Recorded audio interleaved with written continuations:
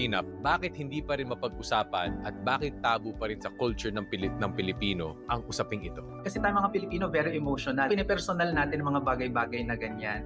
Ang nagiging interpretation ay, bakit hindi ba ako trustworthy? Sandali lang, hindi ka ba sigurado sa relationship natin at maghihiwalay tayo kaya tayo magpe-prenup? Ganun kasi yung stigma na nakakabit doon sa prenuptial agreement. Pero ang pros naman nito, mayroong clarity ng financial expectation. In the context of the Philippines din kasi, mix, hindi naman kasi masyado ganun kayaman yung Pilipinas, kaya hindi very common pag-usapan yung prenuptial agreement. Mas nagiging relevant kasi yung prenuptial agreement kapag may significant wealth o kayamanan yung either parties. Pero kung halos pareho lang naman tayo, sa Pilipinas nga, di ba, mga kalahati ay mahihirap. So, hindi masyadong relevant yung prenup.